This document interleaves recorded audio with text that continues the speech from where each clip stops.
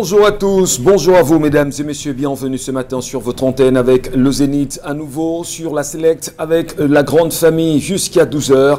Vous resterez quoi qu'il en soit servi. Et on commence ce matin avec un regard effectivement plongé à Dakar où l'ex-première dame a été inhumée hier soir avec les membres de sa famille aux côtés de son mari au cimetière de Yoff, bien sûr à Dakar. Germaine Aïdjo qui longuement a plaidé pour le retour au Cameroun des restes de l'ancien président de la République.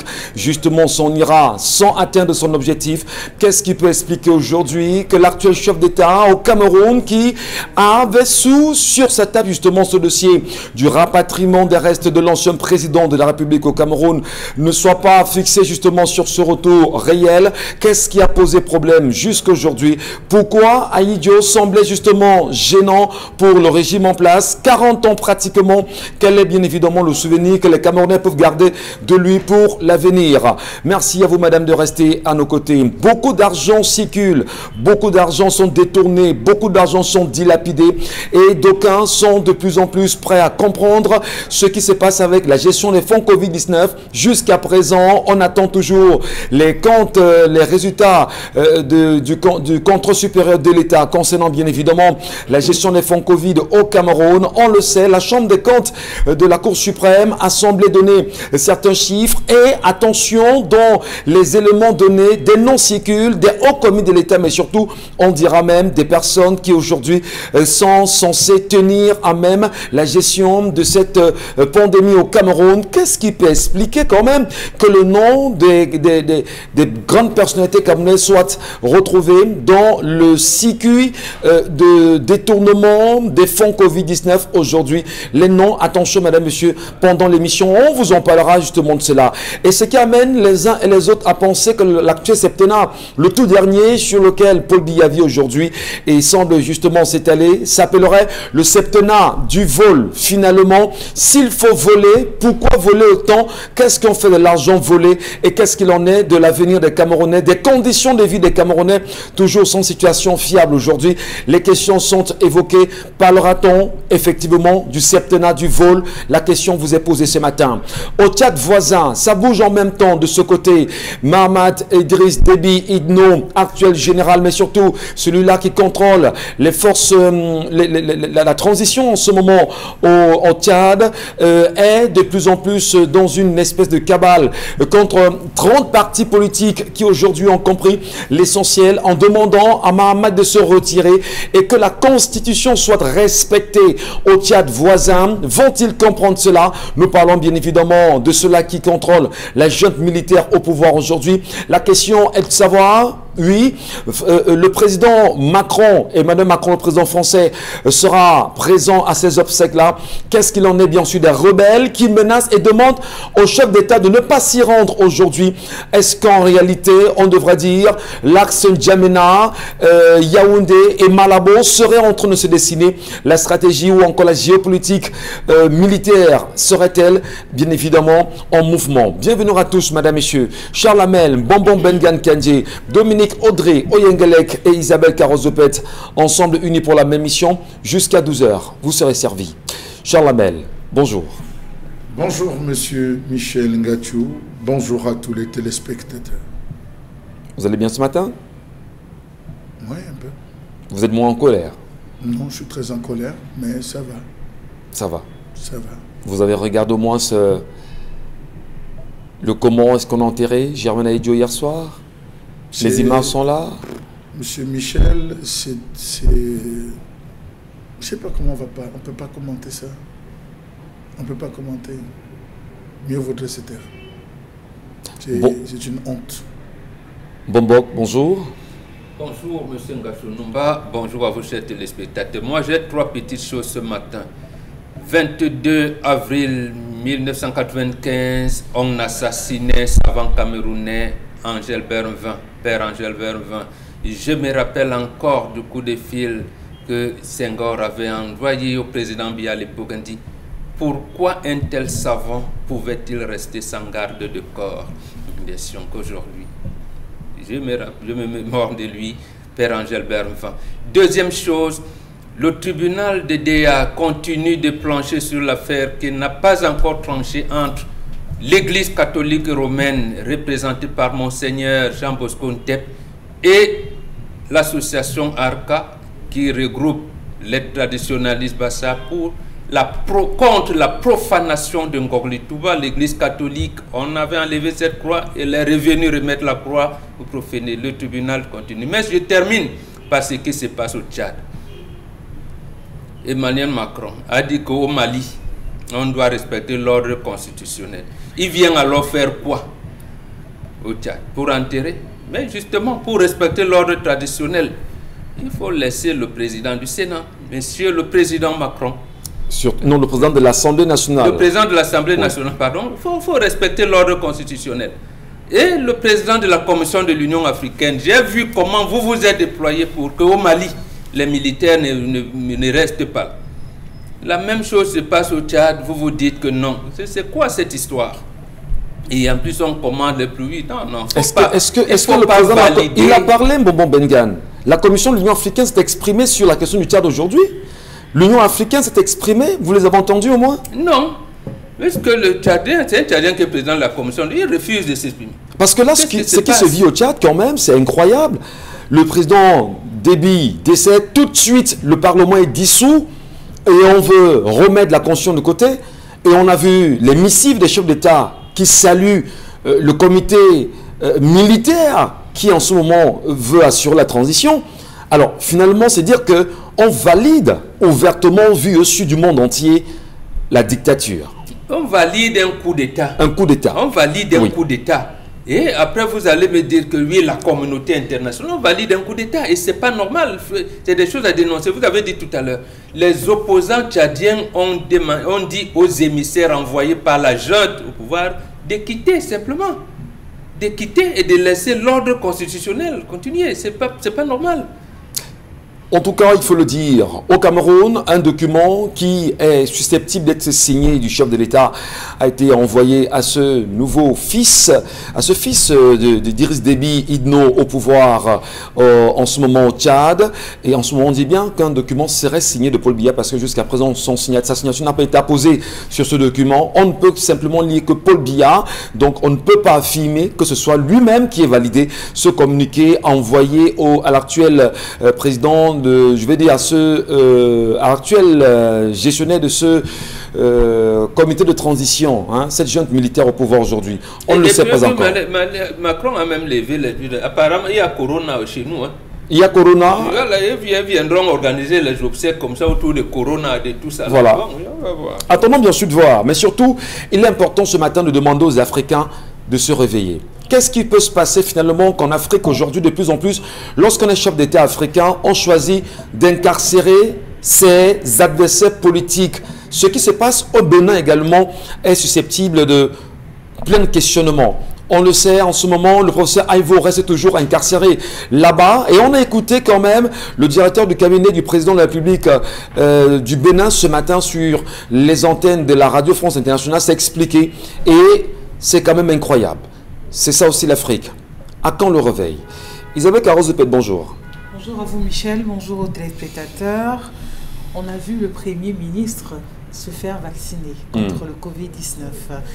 Donc ça ne fait qu'aller crescendo. Après le ministre de la Santé, maintenant c'est le Premier ministre. Ça veut dire que demain ce sera... Suivez mon regard, ceux qui regardent ce programme. On sait ce qui il y a la vidéo, on est en train de le voir se faire vacciner, Michel. Est-ce qu'on peut moins dire au Camerounais c'était vraiment le vaccin? Je dis que c'est une vidéo, c'est pas une photo, parce que c'était une photo, on aurait dit que voilà, c'est juste une photo. Mais là, c'est une vidéo. Jusqu'à présent, aucun laboratoire camerounais n'a confirmé si c'est le vaccin ou pas. Non, c'est une vidéo et il n'est d'ailleurs pas le seul à avoir pris le vaccin. Il y a plusieurs autres membres du gouvernement qui l'ont justement suivi dans ce même exercice. D'accord. Pour être à l'abri de la pandémie. On en parlera tout à l'heure, bien sûr. Et Dominique Audrey, bonjour, ça va? Non, ça ne va pas. Comme beaucoup de Camerounais, on a des problèmes avec la société d'Eneo. Ouais. Eneo encore ce matin. Eneo encore ce matin. Rendez-vous compte qu'on vous donne une facture d'électricité à payer sensiblement le 10 et vous recevez la facture le 8, le 7. Pourtant, c'est 10 jours le délai. Donc, on a un problème avec la disponibilité des factures qui n'arrivent pas très tôt pour que les Camerounais puissent payer à temps. Conséquence, on se retrouve avec des gens qui payent des pénalités. Donc, à l'entreprise qui nous donne de l'énergie, bien vouloir vous assurer que vos équipes sur le terrain descendent rapidement, mettre à disposition les factures pour qu'on puisse payer.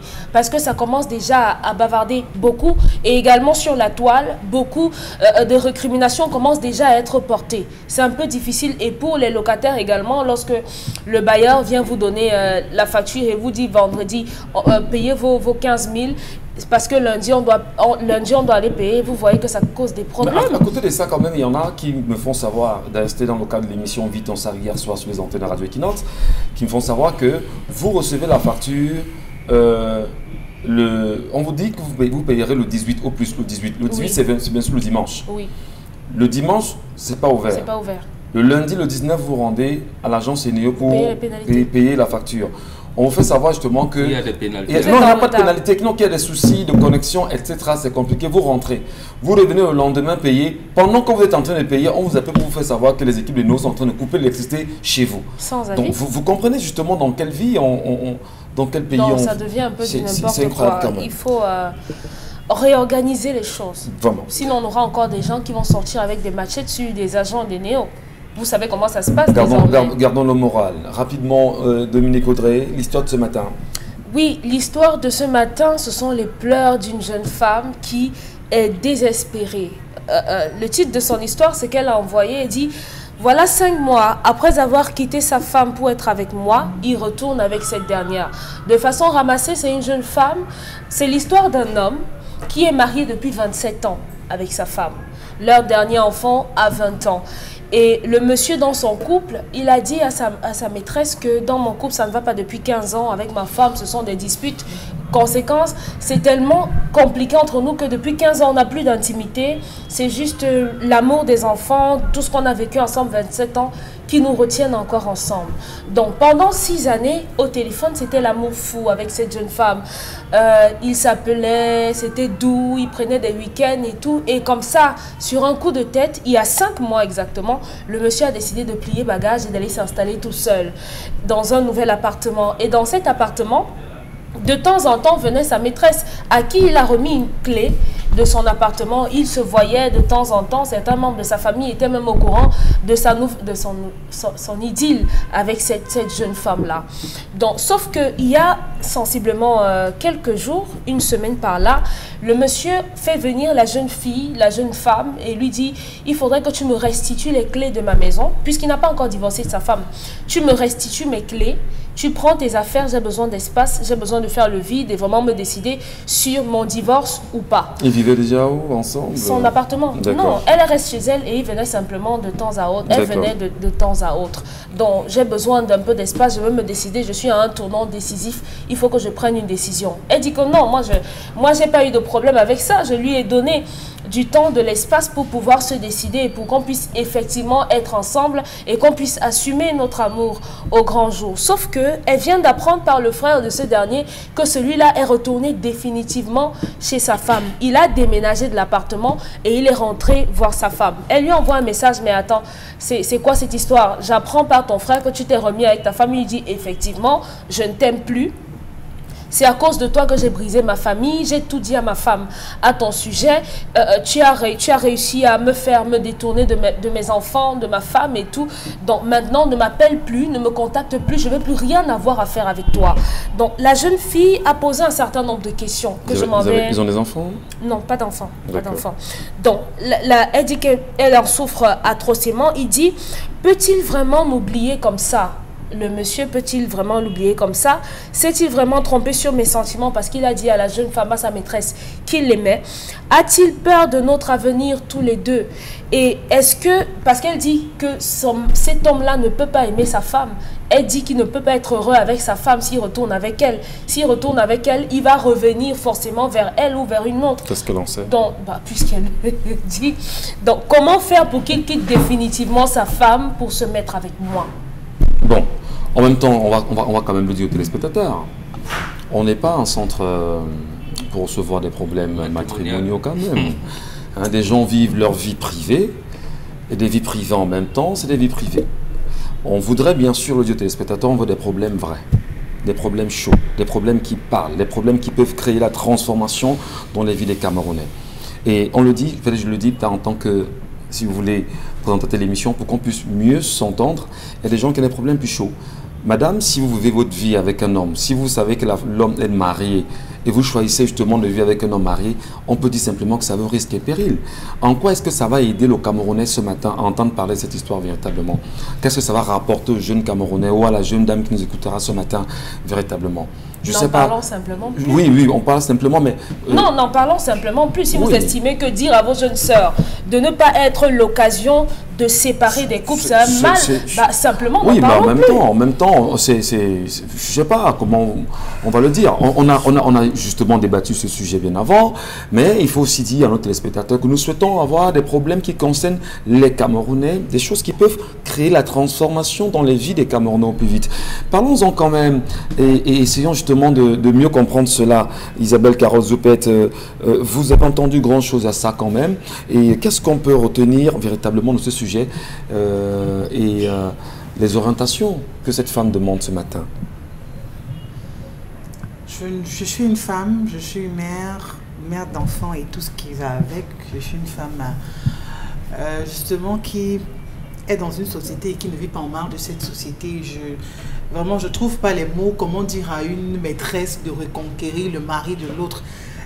Vraiment, je ne peux pas l'aider. Je suis désolée, je ne peux pas l'aider parce que pour moi, il y a des choses qui ne passent pas. Elle dit bien c'est le mari de quelqu'un. Mais si c'est le mari de quelqu'un, mais vous n'avez qu'à laisser la femme d'autrui avec son mari. C'est aussi simple. Il y a tellement d'hommes dehors. S'il veut vous épouser comme deuxième femme, il n'a qu'à le faire. C'est aussi simple que ça. Mais n'allez pas demander qu'on vous donne des conseils pour que vous retirez un homme dans son foyer. Vraiment, moi, je ne peux pas le faire. Voilà, merci beaucoup Isabelle Carole. Bon, Bengan, qu'est-ce que vous en dites ce matin? Ce n'est pas un homme. Ce n'est pas un homme. Bon, 25 ans de mariage, pour des petites contradictions en famille, il fuit la famille, il va chez une femme en disant que c'est toi qui m'as mis le désordre dans mon foyer. Ce n'est pas un homme. D'abord, moi, je conseille à la fille, laisse ma fille, laisse-la, ce n'est pas un homme, laisse-le. Ce n'est pas un homme. Ne cruise pas ton cœur là-dessus, ce n'est pas un homme. Non, mais lui-même, l'homme, on peut se dire nous les hommes, nous aimons bien faire ça. Mais on a, oui, nous les hommes. Vous-même, vous dites, hein? Mais attendez, un homme commun avec une femme. Est-il interdit à un homme de poser 6 femmes? Il est interdit où? Bah, mais il n'a qu'à changer on va dire, son statut, non? Mais on le change. Il y a un ministre qui est au tribunal pour en train de changer le régime matrimonial. Voilà. Et c'est d'ailleurs son épouse qui a dit ça. Donc il faut changer.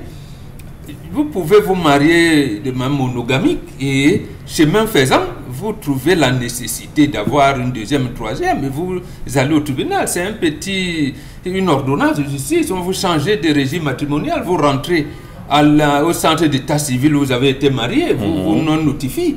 Le problème que vous changez de régime. Mais elle dit qu'il faut enlever. C'est-à-dire qu'elle veut enlever l'homme de sa femme. Ouais, mais moi je comprends pas, parce qu'elle demande quelles sont les chances que cet homme revienne.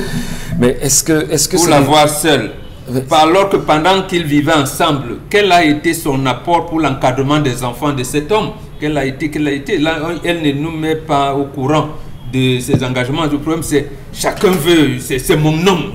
Ils ont même une expression là. Je n'aime pas partager. Qui a fait la commande chez la mère de qui? De lui donner un garçon? Non. Personne n'a fait la commande chez nos mamans pour nous donner des garçons. C'est quoi ça? Voilà. Donc, c'est là où elle a fauté. Mais est-ce qu'il ne faut pas lui dire à la base qu'elle-même elle est fautive? Parce que vivre, savoir qu'un homme est marié, engager une relation avec cet homme marié, vous êtes justement le problème dans un foyer quand même. Si elle avait même dit qu'elle aurait souhaité que cet homme l'épouse comme deuxième femme, peut-être que... Mais elle dit carrément qu'elle veut retirer cet homme de ce ménage. Vraiment, pour moi, ça va à l'encontre des valeurs que nous prenons. Monsieur Ngatou, est-il interdit aux hommes mariés d'avoir d'autres femmes? Non, monsieur. Même là-bas, chez vous, en Occident, presque tous ont déjà divorcé au moins 10 millions de fois. Justement parce qu'ils ne savent pas quelle est l'organisation, j'allais dire, mentale de l'homme. C'est pour ça qu'ils sont tous les jours chez les psychiatres, les psychologues, ils ne savent pas. Parce qu'ils sont... Non, sortir un homme marié, ce n'est pas un crime. Si l'église vous a dit ça, dites dans l'église qu'on vous a menti. Un homme marié peut avoir des maîtresses, il peut avoir d'autres femmes, il peut rentrer au tribunal, mais la femme, qu'il quitte. c'est là où je la condamne. Vous avez dit qu'elle va quitter l'autre femme. Pourquoi alors? Une femme qui n'aime pas voir sa coépouse est une mauvaise femme. Elle dit qu'il ne sera pas heureux avec sa femme. J'ai dit oui. Oui, c'est vrai. Qu'est-ce qu'elle D'abord, on a évacué l'homme. en Lui, sait? c'est pas un homme. Qu'est-ce qu'elle en sait quand elle dit que cet homme ne sera pas heureux avec son épouse? Pendant qu'elle vivait, parce qui que vivait l'homme avec lui a elle? envoyé un SMS, un Voilà. texto, en lui disant que c'est toi qui est le centre de la discorde dans ma famille. Un homme ne dit pas ça, c'est un faux homme. C'est un faux homme. Donc d'abord, il faut laisser cet homme. C'est le prétexte pour s'en écarter, non, Bonbon? Mais justement, non. Elle-même, elle est fautive parce qu'elle est dans le logiciel où elle dit je ne partage pas. Voilà. Alors qu'elle partageait déjà. Elle a pris le mari d'autrui. D'accord. Maintenant, le gars veut, au lieu que le gars dise que bon, Thierry, tu m'as accompagné pendant que j'étais en détresse avec ma femme, je vous prends pour les deux. D'accord. Et aller négocier pour avoir maintenant 2 femmes et avoir 2 foyers. C'est ça qui est évident. Donc, c'est un faux homme. Sur cette question, justement, c'est une fausse femme. Sur cette question, justement, Charles Hamel, ce matin, est-ce que il ne faudrait pas qu'on commence vraiment à dire aux Camerounais ce que nous recherchons, c'est la transformation des mentalités, c'est la pérennisation des valeurs qui sont les nôtres. Il ne faudrait quand même pas qu'une fille vienne nous ramener une histoire comme quoi elle veut arracher le mari de quelqu'un sans faire carrément cela et ramener ça à la télévision comme c'est une histoire qui est importante pour le Cameroun. En quoi ça nous est utile là? Michel Ngachou, elle fait partie, elle est le contenu du contenant qu'est le Cameroun. Elle est le contenu du contenant qu'est le Cameroun. Donc ça veut dire que forcément, elle peut être responsable de travailler dans une entreprise. Le choc qu'elle vit émotionnel, qu'elle vit impacte sur le travail, par conséquent sur l'économie. Chacun joue son rôle, apporte sa pierre à l'édifice du Cameroun. Je pense que dans cette histoire, c'est 6 ans, 5 mois, M. Michel Ngachou. C'est 6 ans, 5 mois, si j'ai bien écouté. Où c'était l'amour fou, où c'était des promesses, où c'était des fous rires, où c'était des... L'amour parfait. Non, c'était des propositions, c'était des projections, c'était des ambitions. Le gars, ce monsieur a mis cette fille dans une bulle. Il a mis cette fille dans une bulle en lui disant... Celle avec qui je vis, c'est une vampire. Celle avec qui je vis, c'est une sorcière. Celle avec qui je vis ne me respecte pas. Elle ne passe pas mes vêtements. Elle ne prépare pas pour moi. Elle ne lave pas mes habits. Elle ne fait pas ceci. Toi, tu es véritablement celle que je recherche. Et pendant qu'il le dit, il galvanise la fille à faire le contraire de ce que celle de Dédame fait. C'est-à-dire, il met la fille dans un logiciel de concurrence. La fille se met en concurrence. Avec ma femme, je n'entretiens plus de rapports sexuels. Avec ma femme, je n'ai pas ci, je n'ai pas Y. La fille devient une charognard stone. Elle veut se mettre à jour et dire à l'homme, je comble ce que ta femme ne fait pas. Attention, c'est lui qui la met dans la bulle. C'est un kamikaze, M. Michel Ngachou, parce qu'il a formaté, comme on dit, le cerveau de cette femme. Voilà une femme en 6 ans, elle a le cerveau formaté, elle se dit, voilà le gars. 5 mois, il dit, je m'en vais. 6 ans, 1 mois, il dit, je quitte cette maison. Vraiment, ça ne va plus, je vais m'installer quelque part, je vis ma vie. Le temps de la quitter, le temps de tout oublier, le temps de faire le deuil du divorce, je vais m'installer. Il va s'installer, M. Michel Ngachou. Il donne les clés à l'autre en lui disant, ici c'est chez toi, c'est chez nous, deviens quand tu veux, en attendant qu'on s'organise. La fille se met dans les dispositions d'une vie à 2. D'où vient-il que 6 ans, 5 mois après, il lui dit, c'est à cause de toi. Ça suppose qu'il invoque l'argument du charme, ça suppose qu'il invoque l'argument d'une quelconque emprise que la femme aurait utilisée pour dominer, ça suppose que les mots qu'il avait tenus chez lui étaient les mots de la fille parce qu'il la tient pour responsable et il décide de rentrer. Que s'est-il passé? Est-ce qu'il a été charmé? A-t-on trafiqué son esprit par sa femme? C'est normal qu'elle s'inquiète parce que l'homme qui vous disait hier que ma femme est une sorcière, ma femme veut me tuer, aujourd'hui court pour aller se réconcilier, il y a de quoi. Cette fille peut craquer. Cette fille peut faire un AVC. Je ne suis pas au niveau de la femme. Je ne suis pas au niveau de la femme. Mais je suis au niveau de l'homme et je suis bon en disant cet homme est un méchant. Ouais. Cet homme est un vampire, monsieur Michel Gadjou. On ne fait pas ça. Je suis désolé, on ne fait pas ça. Il a mis la fille dans une bulle. C'est normal qu'elle revendique son bien parce que le gars lui a dit de sa bouche. Au commencement, c'est la parole. L'Afrique, c'est la parole. Il lui a dit, elle et moi, c'est terminé. D'accord. Très bien. Mais vous ne pouvez pas, Michel Gadjou, si vous permettez, vraiment vouloir qu'un homme quitte sa femme pour être avec vous. C'est-à-dire que ça, c'est l'extrême de la méchanceté. Vous ne pouvez pas vouloir qu'un homme quitte sa femme pour être votre possession. Parce que même s'il arrive que cet homme laisse sa femme pour vous, sachez que demain, pire vous arrivera. C'est lui qui est parti dire à la femme. Mais ce n'est pas une personne de 10 ans.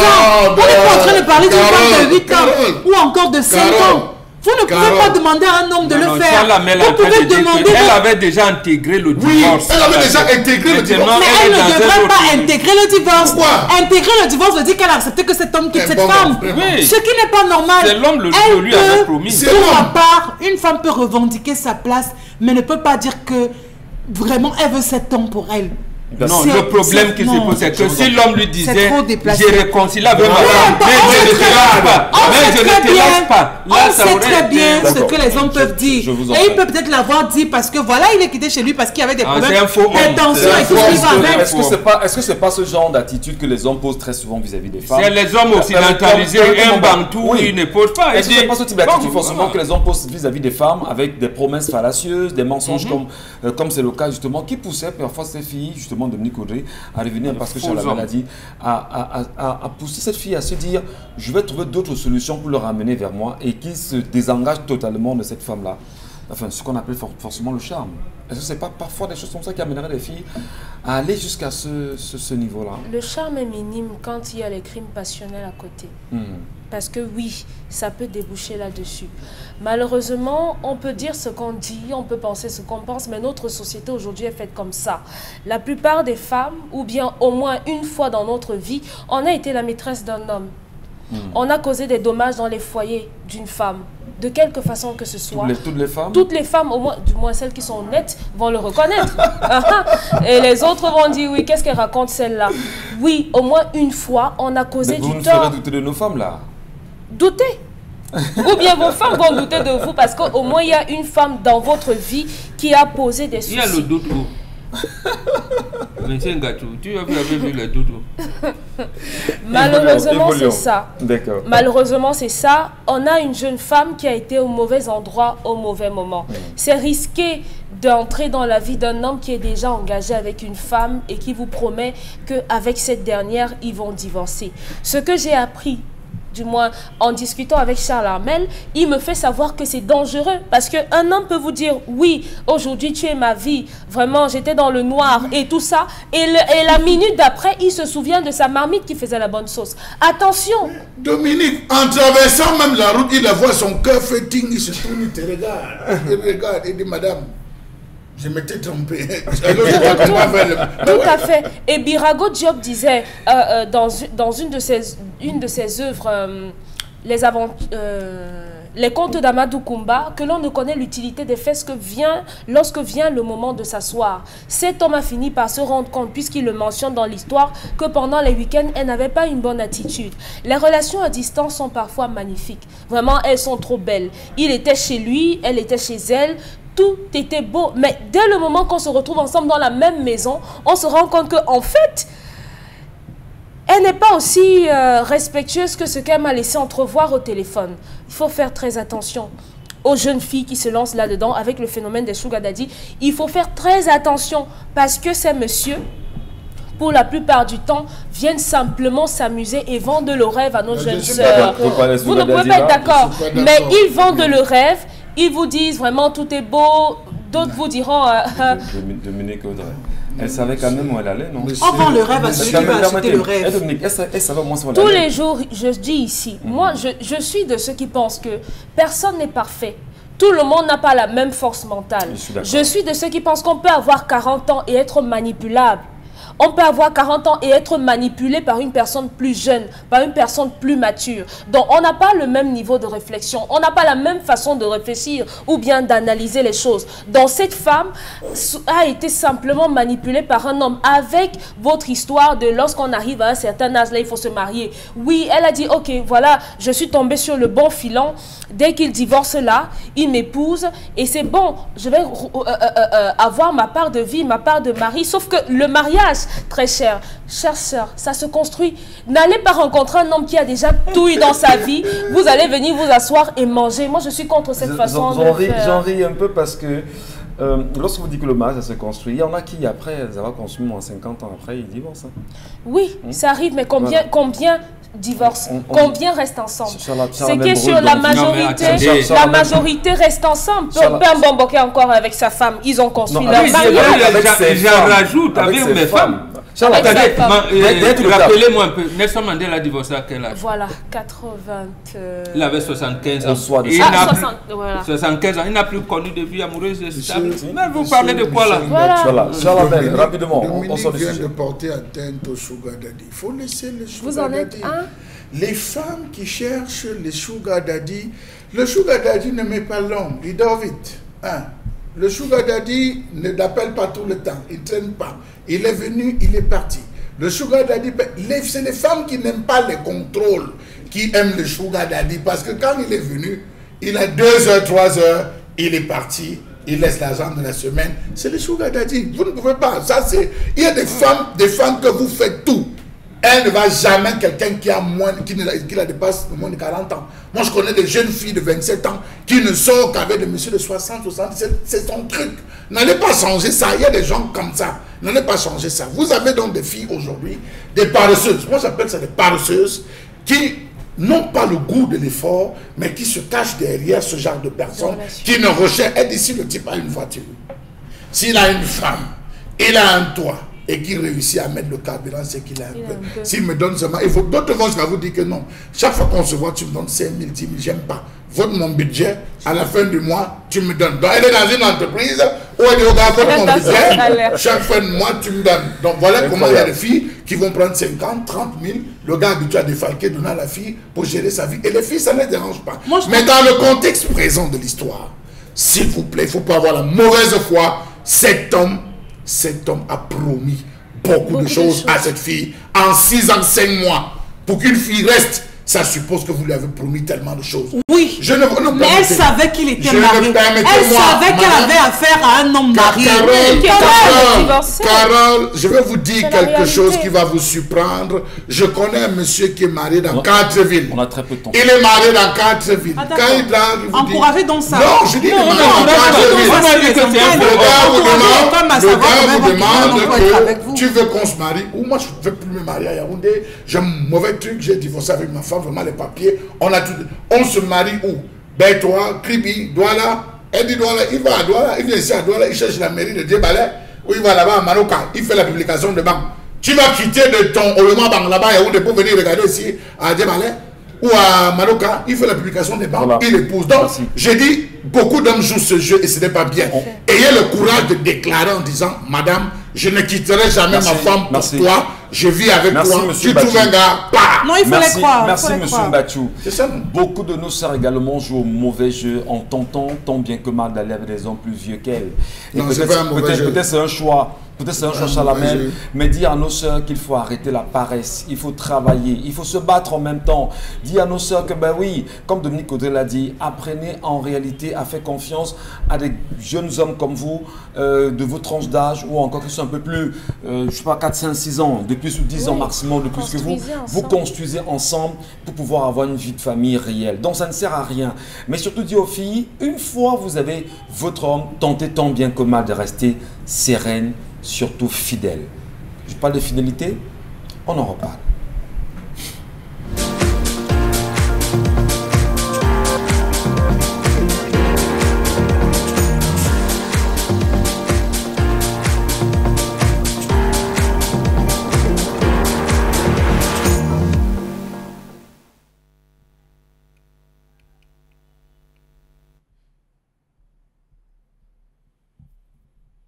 Je m'interroge ce jour sur la question des faux tests COVID-19, faux tests VIH-Sida, faux tests syphilis dans ce pays. Hier, il y a eu un scandale aux alentours de l'hôpital La Quintini à cause d'un test, à cause d'une négociation qui s'est mal déroulée d'un test Covid acheté. Hier encore au niveau de l'aéroport, il y a eu encore un problème avec un test trafiqué sur Photoshop qu'on a réussi à détecter parce qu'aucun crime n'est parfait. Comment comprendre la légèreté avec laquelle on gère cette affaire de coronavirus dans ce pays? Comment comprendre que depuis l'apparition de cette pandémie, on ne cesse de décrire au quotidien des découvertes de faux tests Covid dans ce pays? Avant-hier, c'était 30 000 faux tests VIH et syphilis découverts. À qui profite le crime? Puisque ces faux tests sont utilisés dans des formations sanitaires et dans des laboratoires. Monsieur le ministre de la Santé, il est temps de réagir. Il est temps de sortir parce que de nombreux Camerounais, la vie de nombreux Camerounais est mise en danger. La corruption est en train de gangréner un secteur aussi névralgique que celui de la santé. Comment comprendre que depuis l'apparition du Covid-19 sur le continent africain, de nombreux vendeurs de faux résultats de tests PCR écument les abords des principaux centres de dépistage? Comment font-ils pour avoir les en-têtes? Comment font-ils pour avoir les signatures? Comment font-ils pour avoir les cachets? Question. Comment comprendre qu'étonnant que cela puisse paraître, certains prélèvements effectués dans les centres mis en place par le gouvernement soient non seulement faux, mais surtout relèvent d'une technique d'escroquerie hors du commun? Comment comprendre, témoignage à l'appui, que la majeure partie des résultats des tests délivrés dans ces centres soient positifs, donnant ainsi la possibilité à chaque patient testé de remplir les formalités relatives à la corruption pour recevoir un résultat négatif offrant un droit d'effectuer votre voyage? Comment comprendre ces coûts préétablis? 100 000 francs CFA, 150 000 francs CFA, 10 000 francs de taxes au-dessus pour 160 000 francs CFA pour les résidents de la diaspora, 50 000 francs CFA pour les résidents nationaux. Franchement, à qui profite le crime? Il se raconte aux abords de l'hôpital à Quintini que ça fait depuis la pandémie et le test PCR, de nombreuses personnes repartent là par jour avec minimum en termes de bénéfices 1, 2 à 3 millions de francs CFA les jours d'affluence. Pouvons-nous seulement imaginer un tant soit peu les désagréments qu'ont connus plusieurs personnes naïves au système? Ceux qui ont soigné un corona qui n'avait pas, parce que l'individu a sorti un test positif mais qui était négatif, l'envoyant suivre le protocole médical, il a soigné ceux pourquoi il ne souffrait pas. Ceux qui n'ont pas pu voyager parce qu'ils n'ont pas pu payer à cause d'un test faux, ceux qui ont dû négocier pour avoir un test négatif parce que positif, oh mon Dieu, oh mon Dieu. Impossible n'est pas camerounais. On pensait avoir tout vu dans ce pays, béni des dieux. Chaque jour apporte son lot d'extravagance, d'inattendus, d'inqualifiables. Comment comprendre que la contrebande des produits liés à Covid-19 vient davantage jeter une confusion dans la gestion de cette crise sanitaire, dont la prévention et le traitement sont en proie à affrontements sans fin des spécialistes de la santé qui ne s'accordent pas jusque-là sur la meilleure méthode? Que fait l'ordre des médecins? Comment ces cabinets médicaux sélectionnent-ils leurs victimes? Était-ce le coût ou le fait du coût très onéreux du test PCR? La mafia du Covid est en place. Comment comprendre que certains individus personnel de santé n'hésite parfois pas à recourir au marché noir pour avoir l'attestation d'un dépistage négatif qui leur permettra de se déplacer librement. Comment comprendre que ces faux tests sont même de plus en plus nombreux aux grandes dames des autorités sanitaires? Le principe est simple. La nouvelle ANA consiste à envoyer aux futurs passagers un SMS indiquant que les résultats de tests PCR ne sont pas prêts, ce qui provoque un stress chez le voyageur, ce qui les incite par le même fait à passer à la caisse. Les suspects établissent de faux certificats en reprenant le nom d'un laboratoire existant, puis le transmettant à l'acheteur en format papier ou numérique. Ils scannent le tampon d'un labo et donnent ainsi un faux résultat. Les 10 certificats négatifs sont vendus pour 10 à 60 000, ainsi que de faux actes médicaux et de fausses notes de service. Les attestations frauduleuses étaient établies ou sont établies avec un appareil permettant de scanner de manière quasi parfaite ces documents. Le faux est devenu une institution qui irrigue tout le corps social, désormais la santé. Savez-vous que les tests Covid-19 réalisés au Cameroun n'ont désormais aucune valeur dans les aéroports européens? Pour ça, il faut se déplacer pour le savoir. Finissez avec le test au Cameroun, arrivez en France, à Roissy-Charles de Gaulle, vous allez vous rendre compte de la l'autre batterie qu'on mettra en place parce qu'on sait désormais qu'au Cameroun, tout semble être faux. Combien de personnes sont sous ARV en ce moment après s'être passées par des faux tests de VIH? Aïe, dur. Charles Amel Bathiou, bien sûr, avec cette colère exprimée ce matin, il va falloir rappeler pour terminer, puisque vous-même vous l'avez signifié, la question des urgences, on va dire, des contrôles aux frontières au Cameroun, et notamment en France aujourd'hui, qui, on le sait, avec le nouveau variant sud-africain, voire même le nouveau variant, dit-on, selon la médecine en ce moment, pas du variant, du variant indien, voilà, j'arrive enfin. Il y a de nouveaux contrôles aux frontières du pays ou de la France aujourd'hui. Et 4 pays en réalité sont soumis à des exigences pour des voyageurs partant de ces pays. Pour la France, notamment le Chili, l'Afrique du Sud.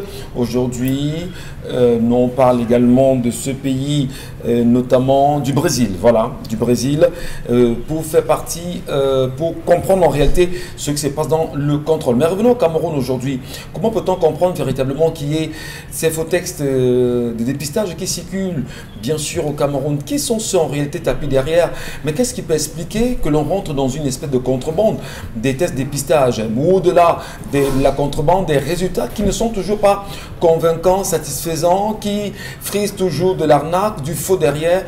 Au final, peut-on dire que tout est faux au Cameroun, y compris les tests de dépistage et même le matériel même de dépistage, Maman Bengan? Non, je suis à 80% convaincu que lors de la première phase d'épidémie au coronavirus, lorsque on avait dit que la France avait commandé du matériel en Chine et que ça avait été détourné dans un aéroport par les Américains, je suis convaincu que c'était les Camerounais. Il y avait les Camerounais là-dedans. Que c'est sûr que c'est des Camerounais qui étaient naturalisés américains. Un peu d'honneur quand même pour les Camerounais. Attendez. Soyez un peu gentils avec les Camerounais. Non, non. Nous ne sommes pas tous des voleurs. Nous sommes ici au niveau de la science exacte. Ouais. Comment les gens peuvent développer leur ingéniosité au point de falsifier les tests médicaux, les diagnostics? Ça, il faut être vraiment ingénieux. C'est pas possible. C'est pas possible, c'est la science exacte là. Mais bon, je commence à imaginer que ça a été cultivé dans notre pays. Parce qu'un premier ministre avait quand même reçu un FEMAN reconnu international, Dominatien Kouani, avec un avion qu'il avait présenté à la primature. Il était vraiment tapis rouge et tout. Les gens ont dit, mais comment on apprécie la FEMANIA? Donc le Cameroun, le gouvernement Cameroun valide la FEMANIA et ça n'a pas mis long. 1998 et 1999, le Cameroun a été champion du monde de la corruption. C'est-à-dire que je ne sais pas si même le Brésil a déjà remporté la Coupe du monde de football 2 fois d'affilée. Je ne me rappelle pas. Ils ont peut-être 5 Coupes du Monde, mais n'ont pas remporté 2 Coupes du Monde. Mais le Cameroun a réussi. C'est l'un des meilleurs trophées que le Cameroun ait remporté. Mais le Cameroun a remporté le trophée du monde de la corruption 2 ans d'affilée. 98-99, nous sommes très forts. Et même dernièrement, les faux tests Covid en France étaient des Camerounais. C'est-à-dire que les gars excellent. Même là-bas, le territoire français dit que bon, vous dites que vous voulez faire des tests. Nous, on vous apprend comment on triche. Non, mais le Cameroun, on aura le sentiment que le Camerounais, c'est le faux, carrément, dans ce que vous dites. Mais ce n'est pas moi qui le dis, c'est les faits que nous faisons partout dans le monde qui le démontrent, que nous démontrons que nous sommes faux. Que nous sommes faux. D'accord. Même à un moment donné, c'est arrivé au niveau de l'école, l'eau coule, non? Est-ce qu'il n'y a pas de preuve, il n'y a pas le bac, est-ce que l'eau ne coule pas? Donc, c'est un peu difficile. Ici, le Cameroun, bon, Aïdjo et moi, on avait quelques problèmes sur le plan politique, mais sur le plan de la santé, il y avait quand même une organisation. Même Germaine Aïdjo, à laquelle vous avez fait allusion tout à l'heure, son diplôme d'infirmier, c'est l'infirmier de maladies tropicales, ça existait. Donc, il y avait ce qu'on appelait ici à Douala, par exemple, et c'était partout dans des grandes villes, les centres des grandes endémies. Ici à Douala, c'était au marché Congo, qui est devenu PMI Congo et tout.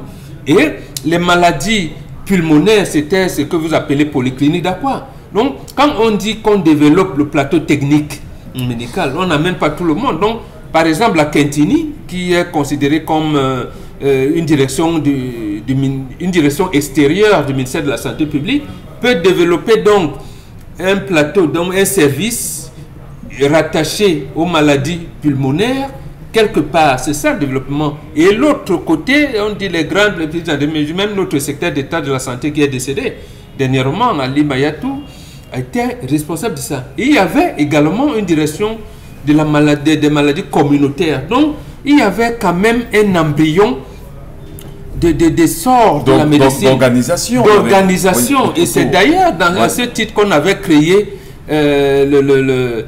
l'Institut national d'études médicales et de plantes médicinales.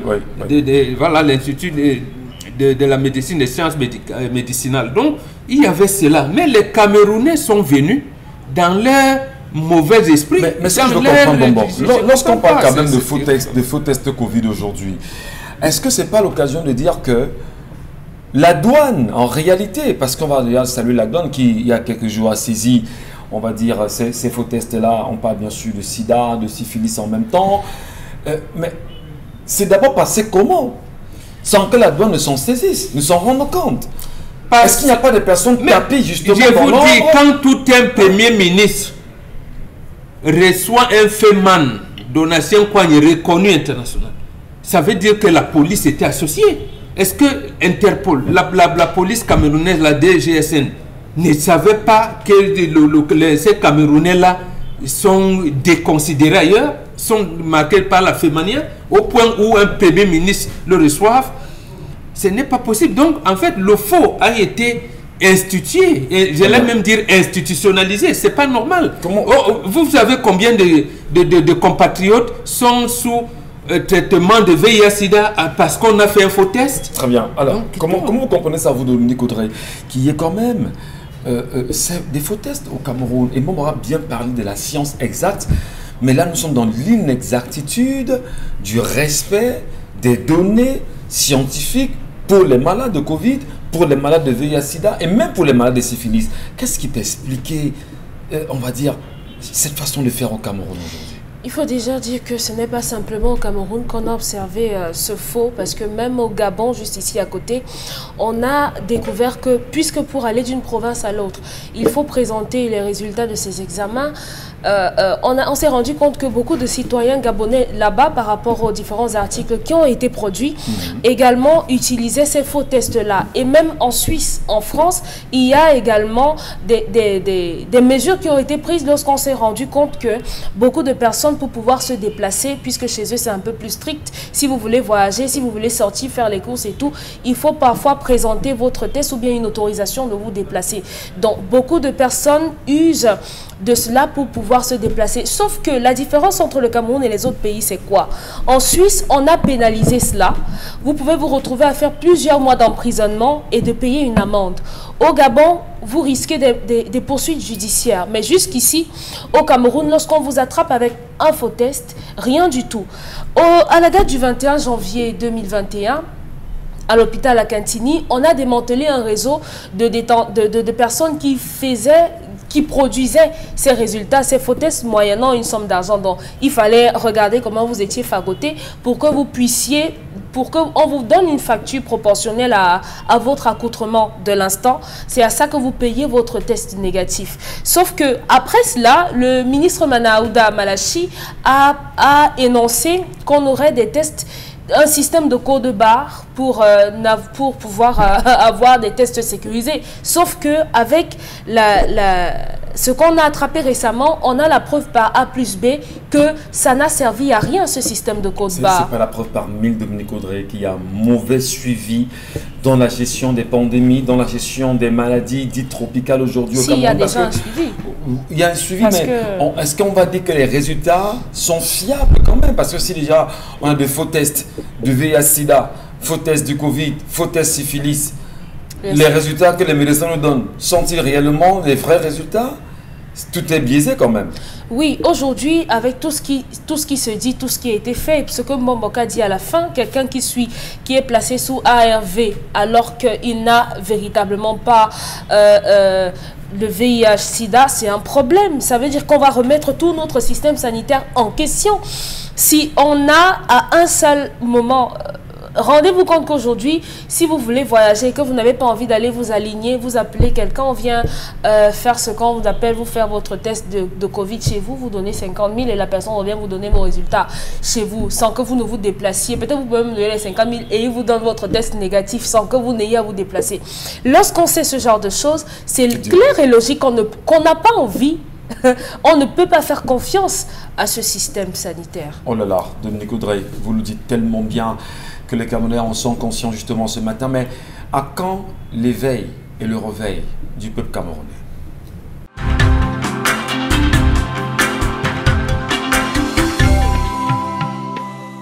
Bon retour à vous, mesdames. Bien, bonjour à vous à l'instant. Si vous prenez le regard sur Equinox Télévision avec 10-12 nos Zénith, poursuivons en même temps cette deuxième partie avec vous et tentons de mieux comprendre les réalités qui se gravitent autour du Cameroun aujourd'hui, mais surtout des réalités contextuelles. À l'entame de l'émission, une question a été posée, tellement on parle aujourd'hui au Cameroun de détournement de fonds publics, de détournement de deniers publics, de détournement de fonds Covid, de détournement des budgets de l'État, de détournement dans toutes les strates, bien sûr, de la République aujourd'hui. Et on se demande où en est-on, qu'est-ce qu'il en est, qu'est-ce qui fait problème. Est-ce que les nombreuses missions de contrôle font-elles effectivement également à travers de nombreuses sorties énoncer et dire que nous sommes dans ce qu'on appelle le... Connaissent-ils dans les résultats que l'on leur donne? Les laboratoires sont-ils fiables? N'est-ce pas justement l'ensemble de toutes ces questions, Isabelle Carozoupet, qui laisse croire qu'aujourd'hui, la médecine dite, on va dire, généraliste, c'est ça, moderne? Moi, je pense plutôt, beaucoup pas, fallait plutôt dire, est-ce que les Camerounais ne vont-ils pas à l'hôpital pour y attraper les maladies? Peut-être vous, oui, vous allez plus loin. Est-ce que c'est pas justement ça qui laisse croire que la médecine moderne au niveau du Cameroun n'a aucune fiabilité? Parce que là, on est quand même... Quand vous dites la médecine moderne, on se pose bien la question de savoir de quelle médecine vous parlez. Mais pour ceux qui vont dans les hôpitaux, parce qu'il y en a ceux qui se font soigner traditionnellement. Pour ceux qui vont dans les hôpitaux quand ils sont malades, oui, on leur donne plus de raisons de se pencher vers ce genre de médecine, parce qu'on leur prouve bel et bien que dans les hôpitaux, ce n'est pas forcément la santé qu'on retrouve, bien au contraire. Malheureusement, on se trouve en train de choper des maladies. Comment on fait pour parler de faux tests de Covid-19? Comment on fait pour parler de faux tests d'hépatite? Comment on fait pour arriver à ce stade? Ces outils-là, ça sort d'où pour arriver où? Chose curieuse, ça se retrouve dans des hôpitaux. Ça veut dire que là, on se pose même là, on remet même en question le personnel sanitaire de santé. Parce qu'on se dit bien, c'est un médecin qui doit être capable de dire au patient, écoute, ça c'est un faux test. Mais si c'est le médecin lui-même qui prend sur lui de vous faire ce test, de vous dire que voilà, vous êtes séropositif ou séronégatif, or ce n'est pas le cas, vers qui doit-on se référer? Le citoyen lambda ou alors le corps médical? ou alors c'est le ministre de la Santé lui-même qui a pêché quelque part. Qu'on nous explique, parce que ça quitte quelque part pour arriver au Cameroun. Et si ça parvient jusqu'à arriver dans les formations hospitalières, ça veut dire que c'est tout un réseau qu'il faut démanteler. Il y a une chaîne, hein. Une chaîne très longue, parce que vous allez voir que ça vient de pas mal de pays, qui sont tout autour, ou encore de l'autre côté, mais ça arrive tout de même dans le pays, et ça continue tout simplement parce que le réseau est énorme. Ça rentre comment dans le pays? C'est là où tout se joue, Michel. Ça a commencé à Charles de Gaulle. Comment les Camerounais ont-ils pu faire des faux tests à Paris? Quelle ingéniosité! Pour quel résultat? Quand vous faites un faux test, ok, d'accord, on dira vous n'avez pas de Covid-19. Or, vous êtes porteur de ce virus-là. Comment ça se passera? Votre entourage, vous-même, la maladie, est-ce qu'on pourra vous soigner et tout? Ou alors, vous n'êtes pas atteint d'une maladie, vous allez à l'hôpital, on vous dit, ok, d'accord. Vous commencez à prendre des médicaments que vous ne devez pas prendre. Michel, et quand vous décidez, on commence à accuser votre femme, ou on commence à accuser la voisine et tout. Or, c'est le système en charge qui vous a tué. Alors, je vous relance quand même. Quand on parle de faux tests, de faux tests Covid, de VIH et tout ce qui va avec aujourd'hui, on a des faux médicaments qui ont pignon sur rue aujourd'hui. Vous le savez quand même. On n'a pas... Le combat a été long et continue encore. Ce combat continue d'être long. Puisqu'à côté des faux médicaments, Michel Gatu, il y a des boissons qu'on consomme qui sont, c'est-à-dire que des poisons. Ouais. Qui sont des poisons même plus que ces médicaments. Il y a des faux whisky qu'on ne cesse de voir, et même dans des espaces les plus réputés, vous arrivez, vous trouvez ces faux whisky. Il y a des jus qu'on consomme dans nos marchés qui ne sont pas ça. Des sardines qui sont périmées, quand vous mettez dans des boîtes, vous consommez, vous avez l'impression que non, c'est encore ok. Or, ce n'est plus le cas. Du riz et autres denrées qu'on puisse consommer. Vous voyez donc que le réseau est tellement énorme. Et ça ne s'arrête pas seulement dans le secteur de la santé, mais dans tout autre secteur. Il y a tellement de faux au Cameroun. Mais le marché prospère parce qu'il y a des personnes qui consomment, parce qu'il y a des personnes il y a le faux, il y a la contrebande Isabelle Carozopette. Est-ce que cela découlerait justement de la souffrance des Camerounais aujourd'hui qui se disent, quoi qu'il en soit, il faut trouver des voies et moyens pour s'en sortir, d'ailleurs que nous ne validons pas? Non, on ne va pas trouver tous les moyens. Moi, je ne suis pas d'accord de ceux qui pensent que tous les moyens sont bons quand ils sont efficaces, parce que vraiment là, c'est empoisonner tout un peuple. Ouais. Oui, c'est vraiment participer à ce que le taux de mortalité soit de plus en plus élevé. Oh que non, on peut se battre à protéger cette vie. On peut se battre à trouver des emplois. On peut se battre à créer ces emplois justement pour éviter que des gens ne pensent à aller faire des faux tests Covid.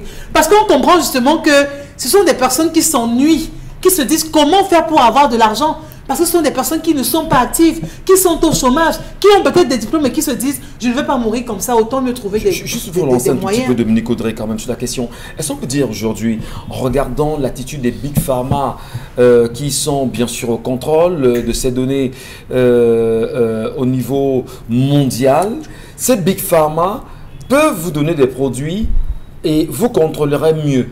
Je ne dis pas qu'il faudra forcément verser dans le faux, mais est-ce que ce n'est pas l'attitude de cette Big Pharma là à un moment donné qui amène quelques Africains à verser dans ces pratiques qui sont immondes, Dominique Audrey? Non, ce n'est pas parce que votre voisin est un tueur en série ou bien mange la chair humaine que vous allez également manger la chair humaine, simplement parce que votre voisin le fait. Il y a à côté de ça qu'il y a un problème de mentalité. Parce que oui, on peut reprocher tout ce qu'on a envie de reprocher, peut-être au ministre de la Santé ou bien et autres, mais est-ce que c'est logique pour une personne normalement constituée de prendre le risque de vendre un test négatif à quelqu'un qui pourrait être malade et contaminer les autres? C'est une question de mentalité. De mentalité, de mœurs également. Oui, le gouvernement ne met pas toutes les mesures en place, ne suit pas sérieusement tout ce qui encadre le coronavirus, mais également, il y a que chacun a sa part de responsabilité dans cette histoire. Ce n'est pas parce qu'on n'a pas mis les mesures que vous allez prendre sur vous de vendre, de commercialiser ou bien de faire entrer ces mauvais tests. Je vous relance, puisqu'on en parle, c'est très important et le sujet est d'autant plus passionnant. Dominique Audrey, on sait aujourd'hui que c'est dans les formations hospitalières que les tests sont censés se faire. Non, je vous ai dit tout à l'heure que même à domicile, on le fait. On le fait aujourd'hui. Voilà. J'ai bien dit censé se faire. Alors, le médecin qui est mal payé au Cameroun, le médecin qui est mal géré au Cameroun, le médecin qui est versé dans la corruption en permanence, le médecin qui n'est pas justement recyclé en permanence, le médecin qui semble s'éloigner du patriotisme en lui-même, le médecin qui est qui vit des réalités au quotidien, est-ce que ce n'est pas ça qui justifierait l'attitude des médecins à proposer des faux et des bons tests aux patients ou aux Camerounais qui aimeraient bien sûr s'en approprier? Il n'y a aucune justification. Il n'y a aucune justification. Si vous voulez justifier ça, ou bien si vous trouvez qu'on peut justifier ça, vous justifierez également que parce que les morgues ne sont pas bien payés, lorsque vous allez laisser votre corps, on enlève les organes. Parce qu'on a besoin d'argent, on va avoir des relations intimes avec une femme qui a des déficiences mentales. Parce qu'on a besoin d'argent, ou bien qu'on est entré dans une secte, je dis n'importe quoi, et qu'au sortir de là, on va nous donner l'argent, on va aller défenestrer nos neveux. Il n'y a pas de justification. Rien ne justifie cela. Surtout qu'ils ont prêté serment pour sauver des vies. Le serment d'Hippocrate. Si je ne me trompe. Donc c'est une inconscience. Un manque de conscience, oui. Manque de conscience. Mauvaise mœurs. On va dire Charles Amembatou, manipulation également gouvernementale derrière, porosité des frontières, mauvaise gestion des pandémies, mauvaise gestion, on va dire, des campagnes de vaccination en même temps, parce que tout cela va avec, finalement, à quoi absence des parlementaires, parce que dans d'autres pays, on a pénalisé cela pour enlever ça de l'esprit des gens. Ne pensez même pas à faire le faux, parce que si vous faites le faux, vous allez être poursuivi en justice. Donc, si nos parlementaires avaient pris les choses à bras le corps, comme on le voit... Vous parlez de quels parlementaires? Nos figurants. Ah, merci beaucoup pour le mot. Cher Mamel, qu'est-ce qu'il faut, de votre point de vue, pour en sortir? Est-ce qu'il y a une solution sine qua non? Monsieur Michel, quelle est la valeur du cachet d'un médecin? Je ne sais pas, peut-être... Confirmation de l'exactitude de ce qui est écrit. Voilà. Le cachet pour le médecin n'est pas différent de l'arme pour le soldat. Ah oui, le cachet du médecin n'est pas différent de l'arme. Le soldat, on l'apprend à dormir avec, nager avec, ramper avec, courir avec. Comment se fait-il que les cachets des médecins se retrouvent sur la voie publique? Je commence par la formule. Pourquoi le ministre de la Santé a trouvé cette affaire? Vous venez faire le test, on va vous laisser le numéro, on va vous contacter par WhatsApp, on va vous envoyer. C'était déjà ouvrir le faux. C'était déjà ouvrir le faux à ce niveau, monsieur Michel. Il en avait conscience? Je ne pense pas. Copier-coller.com. On fait comme en France. Il faut copier tout ce que la France fait. Et aussi, le Cameroun est le meilleur élève de la France dans la bêtise. Copier-coller. On copie, même s'il y a des fautes, on administre. Monsieur Michel Ngachou, quels sont les tests PCR homologués au Cameroun? Quels sont les tests PCR homologués? Vous les connaissez? Vous connaissez le type, la typologie? On sait qu'on a plusieurs laboratoires. Est-ce qu'on nous a dit qu'est-ce qui est bon, qu'est-ce qui est mauvais? Autre question. Autre question, monsieur Michel Ngachou. Le Cameroun a combien de fournisseurs? C'est pas bête, hein? Sinon, est-ce que le Cameroun a combien de fournisseurs, monsieur Michel Ngachou? Lorsque l'autre jour, mardi, vous avez introduit l'émission en disant un membre du gouvernement détourne 380 millions pour offrir des tests. 384. 4 milliards. Millions, voilà. Ouais. Monsieur Michel Donc, il a bénéficié de 384 millions après avoir livré les produits. Il est médecin. Il est médecin, ce membre du gouvernement dont tout le monde connaît, il est médecin. Il s'est fourni où? C'est ravitaillé où? Il est allé acheter l'argent du gouvernement et est revenu revendre au gouvernement et a gagné 380 millions. Quelle est la certitude que ce qu'il a mis sur le marché est vrai? Bonne question. Alors, vous vous rendez donc compte, monsieur Michel Ngachou, qui entre, il ressort. Vous le voyez sortir avec le sourire. C'est des gars qu'on a stressés, qui sont à 2 heures, 3 heures de leur voyage, ou 4 heures qu'on a stressés, qui courent s'approvisionner. Alors, au niveau de l'ancien port d'Akentini, c'est monsieur Michel Ngachou, en allant vers Ngodi, vers 2 églises, il y a un autre centre. Vous allez voir des individus qui sont là postés. Grand, c'est pourquoi? Tu es venu faire quoi ici, grand? C'est pour les tests. Oui, gars, ne perds pas le temps. Regarde le monde là. Tu ne vas pas t'en sortir. Viens. On te fait ça facilement. Viens. Alors. Et il fait avec le concours des médecins. C'est ça justement. C'est pour ça que j'ai commencé par le cacher. Le fond, il faut vraiment... Comment j'ai commencé par le cacher? Alors le gars vous appelle subtilement. Ils ont des véhicules garés. Vous entrez dans le véhicule, rapidement vous gérez quel est le nom, le prénom, donne-nous tout, le nom de ceci, tous les formulaires, on prend, on dit que le gars va attendre. Comme dans les sous-préfectures. Alors, mais Ça sonne comment? Incroyable, Charles. Ça sonne comment? Incroyable. Alors, prenons le cas de cet artiste musicien, qui s'est mis sous protocole Covid. Gardez la parole. Alors qu'il n'avait pas le Covid. Gardez la parole. Il y a des propos du président de l'Ordre national des médecins du Cameroun, il y a quelques semaines, qui avait fait savoir sur les antennes de la radio nationale que les médecins se feront vacciner, je paraphrase, hein, coûte que vaille. Ouais.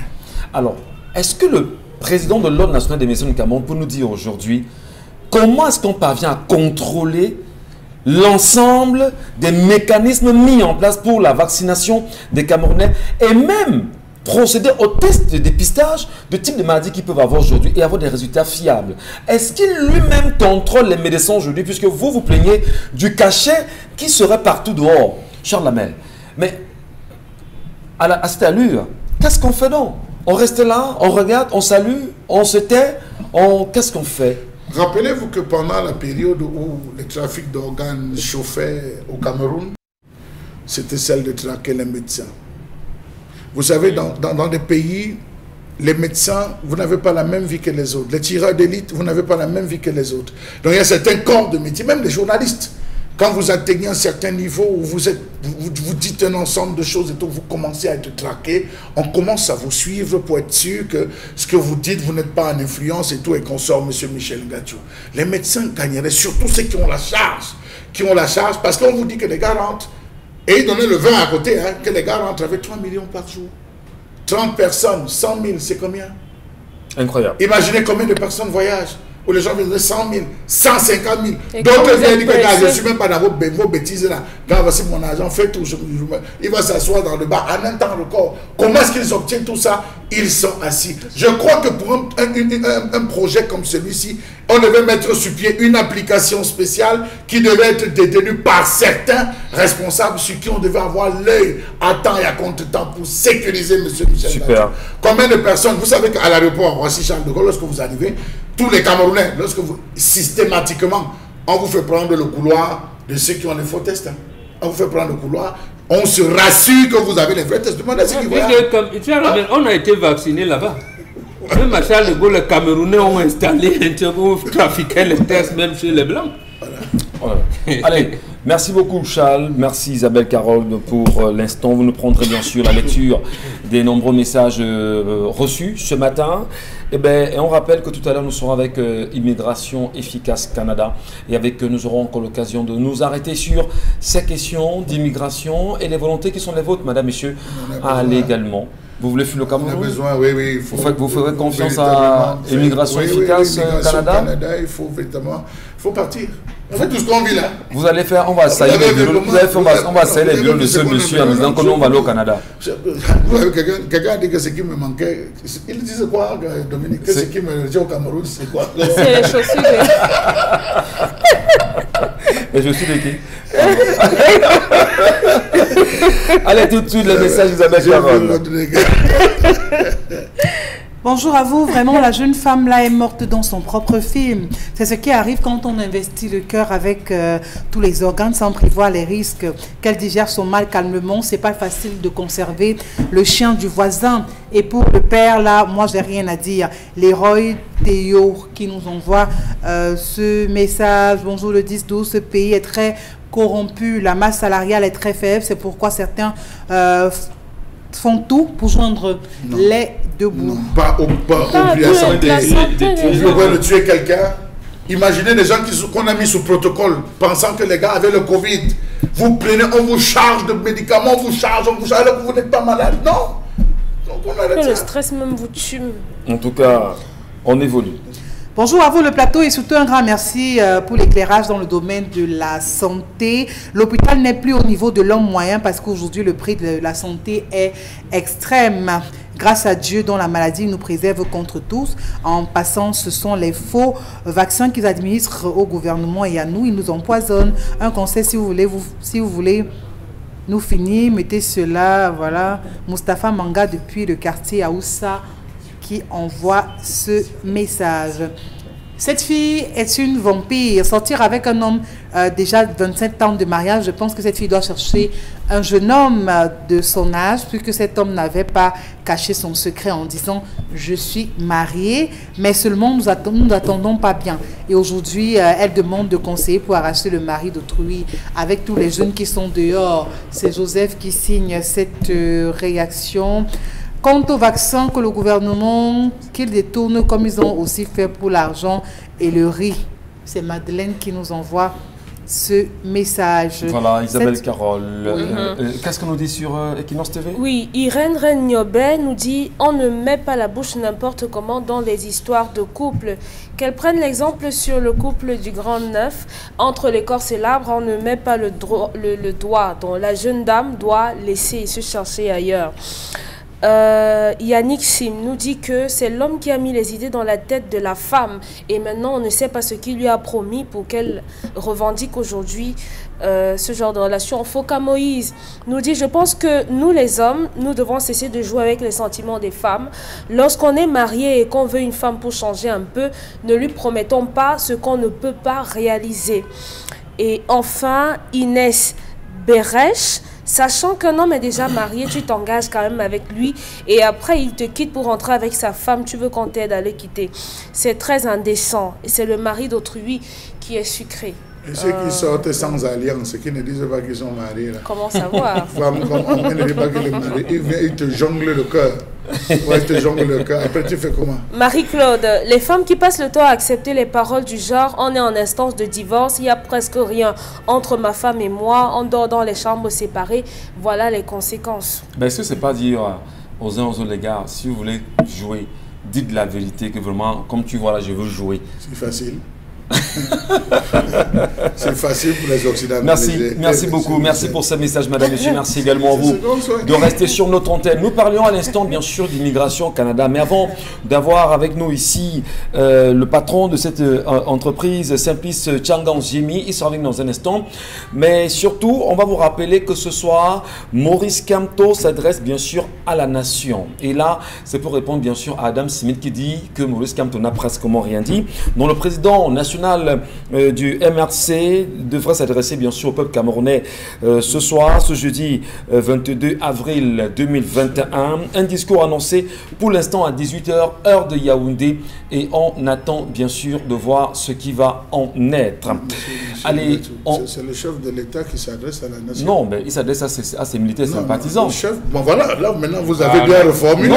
N'induisons pas le peuple en erreur. Non, non, monsieur Michel Ngacho, ne jouons pas ce jeu. Il s'adresse à ses militants, à ses sympathisants. Voilà, c'est le chef de l'État qui s'adresse à la nation. Il s'adresse ce soir à ses militants et sympathisants. Et il reviendra assurément sur la question du Covid et assurément sur la question également de survie survival. Voilà, j'arrive enfin. Je voudrais être certain qu'on va évoluer forcément, mais certainement des messages aussi. Dominique Audrey, on poursuit avec vous. Ce n'est pas un débat. La fille de dehors est dangereuse et veut nuire à ce couple. Les hommes, restez chez vous. Vous commencez à trop faire, à trop en faire. Oui. Gaëlle Temgue, elle avait mis les organes dans une histoire foireuse. C'est une mauvaise fille. Les destructrices de mariage ne méritent pas ce genre de choses. As-tu instant imaginé par quoi peut passer cette épouse pendant toutes ces années? Mon ami, lis-leur et enlève les organes. Isabelle Carole, elle n'est pas destructrice de mariage. Elle, peut-être, elle a la même idée en disant « je veux avoir mon homme seul ». Et l'homme lui a dit « je suis en instance de divorce ». Donc c'est tout à fait logique dans le raisonnement et c'est qu'on lui a mis dans la tête que l'homme sera à lui. En plus, ils avaient pris un appartement. D'accord. Voilà. Isabelle, ce monsieur n'a pas de cœur. Si la jeune fille a dit cela, c'est justement à cause de la conclusion du monsieur.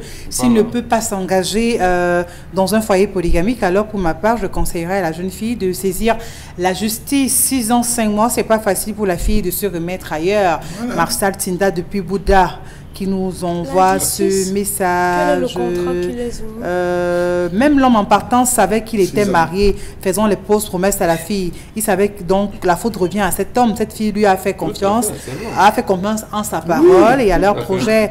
Christelle depuis Mendon. Vous faites confiance à un homme marié Non. qui vous promet qu'il quittera. Vous Qu'il fermez quittera les yeux. sa femme pour vous. Non, Charles vous Amel fermez et les moi, yeux. si on Et promet... Le mec qui on va quittera les sa femme poser, pour vous. non, Et vous non. croyez. On a promis ça. Ce qui se passe, c'est qu'au départ, il peut même bien avoir justement des différends avec sa femme. Quand il vient vers vous, c'est pour... Mais après, il se rend compte que, ben, tiens, Nous il ne peut pas sommes quand même... pas allés à l'église. Non. On n'a jamais dit à Dieu et à Jean qu'on quittera. Non, on n'est pas là. On dit qu'on est dans le prolongement Monsieur des Gacho. Sauf que...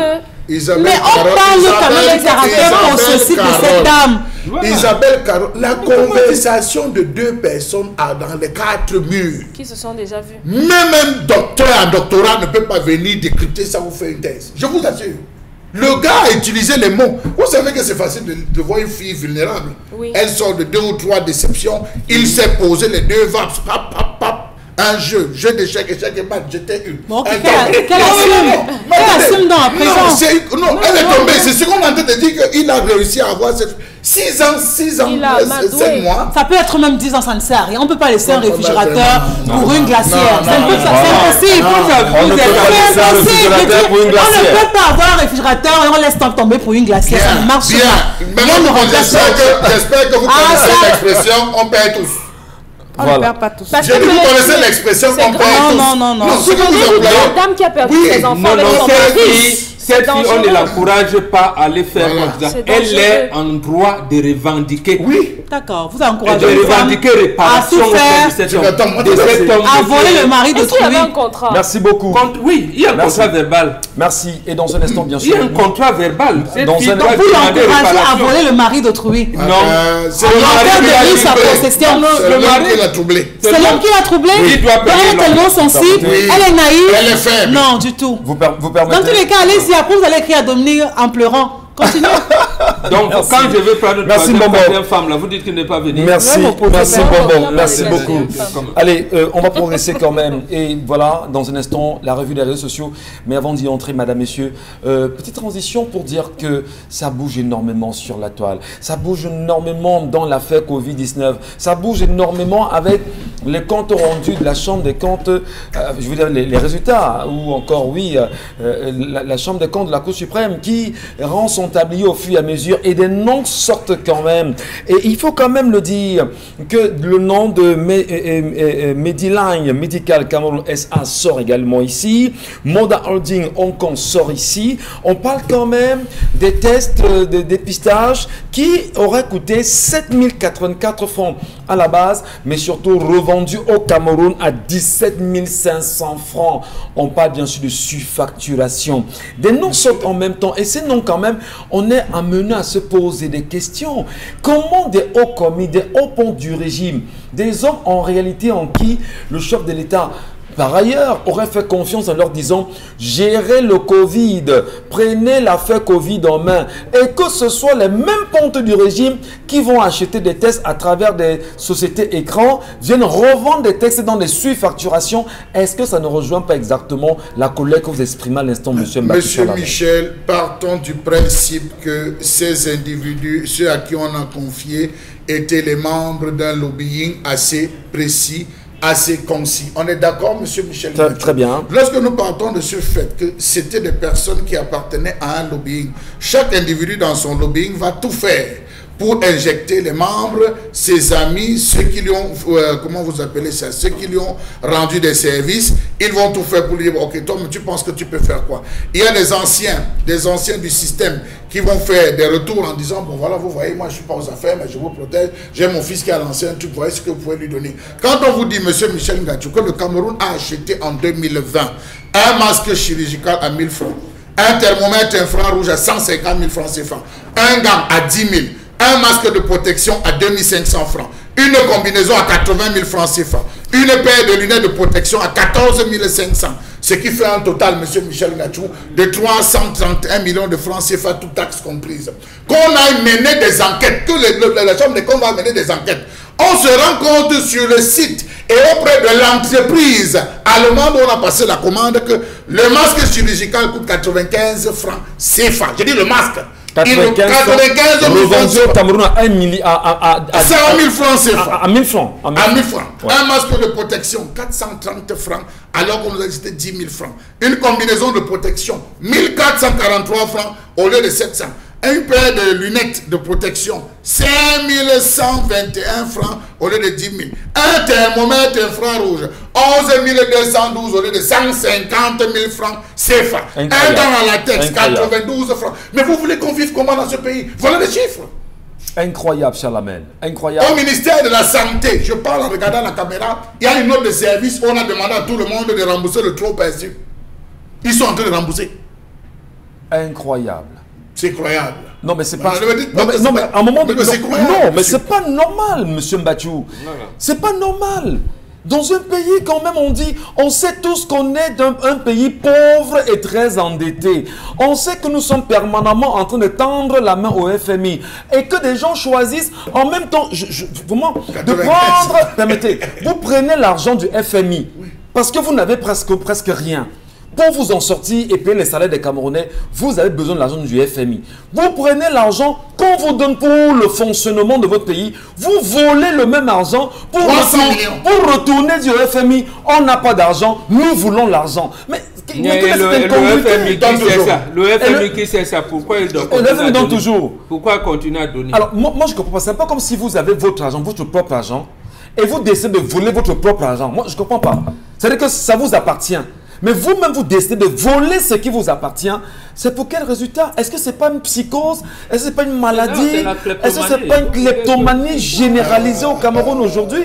Mais qu'est-ce qu'on fait pour en sortir quand même? Parce que les noms qui circulent là, et les noms justement des hauts commis, des ministres en fonction, enfin, il y en a qui sont morts déjà. Pour en sortir, c'est le système qu'il faut changer. Vous dites comment faire? Il faut changer le système. C'est comme ça qu'on peut pour en sortir. Incroyable. Merci, vraiment. On va comprendre qu'on est... Allez, nous recevons en ce jour un spécialiste de l'immigration pour le Canada, Monsieur Henri Simplice Tchanganziemi, consultant réglementé en immigration canadienne et membre du conseil de réglementation des consultants en immigration du Canada, juriste expérimenté. Il est maître en droit de l'université de Douala au Cameroun et bachelier en droit de l'université Laval située dans la province du Québec au Canada. Il est le patron de l'entreprise qu'il a créée nommée Immigration Efficace Canada, spécialisé dans le voyage pour touristes, étudiants et travailleurs, ainsi que dans les demandes d'asile au Canada. Il nous fait le plaisir et l'amitié d'être encore là ce matin. Bonjour Simplice. Oui, bonjour Michel et bonjour à tout le plateau. J'aurais voulu dire bonjour Monsieur Tchanganziemi, c'est nettement plus consistant comme ça. C'est pareil. Voilà, bienvenue ce matin. Alors, il s'est dit bien sûr que la pandémie a considérablement ralenti l'évolution des demandes des visas pour étudiants aujourd'hui. Y aura-t-il une exception pour les étudiants qui ont atteint l'âge limite pour faire une demande, Simplice? Ben, il est vrai qu'avec la pandémie à coronavirus, les procédures ont changé. Ouais. Dans certains cas, c'est très lent et dans d'autres, c'est très rapide. Mais je vais rectifier quelque chose de très important. Contrairement aux idées reçues, au Canada, il n'y a pas de possibilité, il n'y a pas d'âge limite pour aller étudier au Canada. Peut-être dans d'autres pays, je ne suis pas spécialiste du voyage pour toutes sortes de pays, mais au Canada, les Canadiens permettent à tout le monde, il n'y a pas de discrimination basée sur l'âge. De même qu'il y a plusieurs idées reçues de ce genre, de même qu'il n'y a pas de caution bancaire obligatoire pour le Canada, il y a des possibilités pour tout le monde d'aller étudier au Canada, même si vous n'êtes pas multimilliardaire. Donc il y a beaucoup d'idées reçues comme ça. Il n'y a pas d'âge. Vous pouvez aller étudier au Canada à tout âge, et quel que soit votre niveau de scolarité, vous pouvez décider d'aller étudier au Canada. Pas de baccalauréat obligatoire et tout le reste. C'est important d'en parler, bien sûr, Simplice Tchanganziemi. Alors, offrez-vous toujours des emplois au personnel, aux personnes désireuses de travailler au Canada, malgré la pandémie aujourd'hui? Alors, votre question me fait un peu rire parce que, bon, ça peut donner l'impression que nous racontons n'importe quoi aux gens. Nous n'offrons pas des emplois. Immigration Efficace est une compagnie qui accompagne des personnes pour les recherches d'offres d'emploi, dans leur recherche d'offres d'emploi. Oui. Nous ne sommes pas une entreprise qui donnons des emplois, nous n'avons pas ce pouvoir, mais nous avons une certaine expérience pour vous guider dans votre recherche d'offres de façon efficace, de manière que vous puissiez obtenir un emploi, une offre d'emploi au Canada, et ensuite nous vous aidons à monter le dossier. Mais attention, si quelqu'un vous a dit, je sais qu'il y a beaucoup d'arnaques dehors, nous n'offrons pas des emplois et nous n'avons pas ce pouvoir ni cette compétence d'offrir. mais nous avons la compétence de vous accompagner en matière de recherche d'offres d'emploi. À l'instant, bien sûr, vous parlez d'arnaque, Simplice Tianganzemi. Qu'est-ce qu'on fait concrètement aujourd'hui pour se mettre à l'abri de ces arnaques? Ben, si vous voulez vous mettre à l'abri de l'arnaque, il y a des petits indices. On ne peut pas avoir, les arnaqueurs ont toutes sortes de tours dans leur poche. Mais il y a des premiers indices. Lorsque vous rencontrez quelqu'un qui vous dit je vous donne le visa, c'est 100% garanti. Ça tourne déjà autour de l'arnaque. Parce que quelqu'un de sérieux ne peut pas vous garantir un visa, que ce soit pour le Canada ou pour un quelconque pays. Le visa n'est pas garanti parce que nous sommes des avocats du visa et le juge décide. Mais nous avons une certaine efficacité, une certaine expérience. Nous avons appris à faire les visas, mais nous ne le donnons pas. Donc, on ne peut pas parler de visa garanti. Ça, c'est la première chose. Et pour le reste, faites affaire avec un consultant réglementé, avec des personnes reconnues. Vérifiez sur Internet qui est cette personne. Et pour la petite histoire, il y a plusieurs personnes qui se font arnaquer en ce moment au nom d'immigration efficace. J'ai reçu des coups de fil de la Côte d'Ivoire, du Cameroun, avec des gens qui ont envoyé des Western Union et de l'argent à des personnes qui disent travailler pour nous. Incroyable. Vérifiez, venez dans nos bureaux, n'envoyez pas d'argent par Western Union parce que nos bureaux sont connus.